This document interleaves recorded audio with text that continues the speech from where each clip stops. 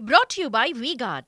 భద్రాచలంలో శ్రీరామనవమి వేడుకలు వైభవంగా జరుగుతున్నాయి. మిథిలా స్టేడియం భక్తులతో కిక్కిరిసిపోయింది. రామనామ స్మరణతో మారుమోగుతోంది. రాముల వారి కళ్యాణానికి ప్రభుత్వం తరపున సీఎస్ శాంతికుమారి పట్టు వస్త్రాలు, ముత్యాల తలంబ్రాలు సమర్పించారు. 12 గంటలకు అభిజిత్ లగ్నంలో సీతారాముల వారి కళ్యాణం జరుగుతుంది. గోదావరి జలాలతో కళ్యాణ మండపం శుద్ధి చేసిన తరువాత వేద మంత్రోచ్చారణల నడుమ సీతారాముల కళ్యాణ తంతు ప్రారంభించారు పూజారులు. ఆయన పండితునిస్తూ ఉంటారు. అంటే ఆయన ఎప్పుడు చూస్తాడా అని ఆయన కటాక్షం కోసం వీళ్ళు ఎదురు చూస్తూ ఉంటారు. కనుక అలాంటి అమ్మవారు మన అందరి వైపు అలాగా చూస్తూ వచ్చారు. వచ్చి ఎదురుగా కూర్చోబోతూ ఉన్నారు. అంటే అమ్మవారి కటాక్షముల యొక్క గొప్పతనం చెప్తున్నారు. లక్ష్మీం క్షీరసముద్రరాజతనయాం శ్రీరంగధామేశ్వరీం దాసీభూత సమస్తదేవ వనితాం లోకైక దీపాంకురాం శ్రీమన్ మంద కటాక్ష లబ్ధ విభవ బ్రహ్మ. అమ్మవారి యొక్క కటాక్షం కొంచెం మందంగా పడిందిట, అంటే బాగా పడలా. శ్రీమన్ మంద కటాక్ష, మందముగా పడితే చాలు, కొంచెంగా పడితే చాలు. మంద కటాక్ష లబ్ధ విభవ, దానివల్ల ఐశ్వర్యం వచ్చింది కొంతమందికి. ఎలా వాళ్ళంతా ఎవరయ్యారు అంటే బ్రహ్మేంద్ర గంగాధరాం, బ్రహ్మదేవుడు ఇంద్రుడు గంగాధరుడు అయ్యారట. అంటే ఆయన కటాక్షం బాగా పడినవాడు విష్ణుమూర్తి అయ్యాడు అని. అంటే లక్ష్మీదేవి యొక్క పరిపూర్ణమైనటువంటి కటాక్షమునకు పాత్రుడు ఎవరు అని అంటే విష్ణుమూర్తి.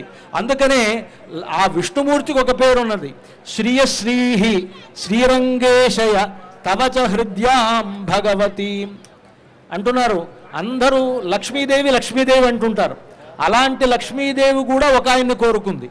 అంటే అది కదా, అందరూ లక్ష్మీదేవిని కోరుకుంటూ ఉంటే లక్ష్మీదేవి ఒకరిని కోరుకుంది కనుక ఆయనకే లక్ష్మీదేవి అని పేరు అన్నారు.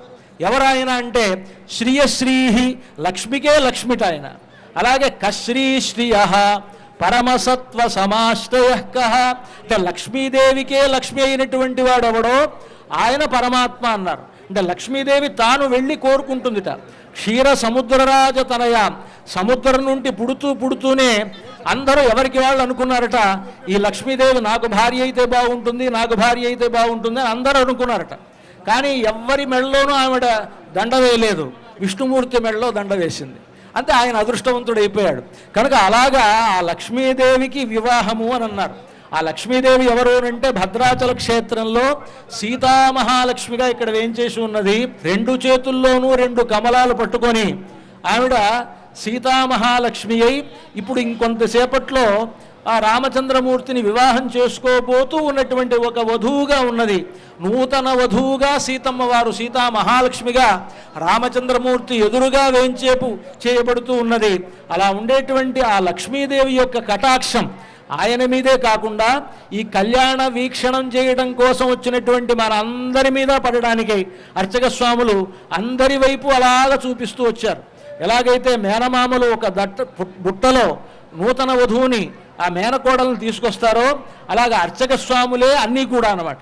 అంటే ఒక ఆలయంలో పనిచేసేటప్పుడు ఒక అర్చక స్వామికి ఎలాంటి బాధ్యత ఉంటుందో ఆగమ శాస్త్రం చెప్తున్నది. Brought to you by V-Guard.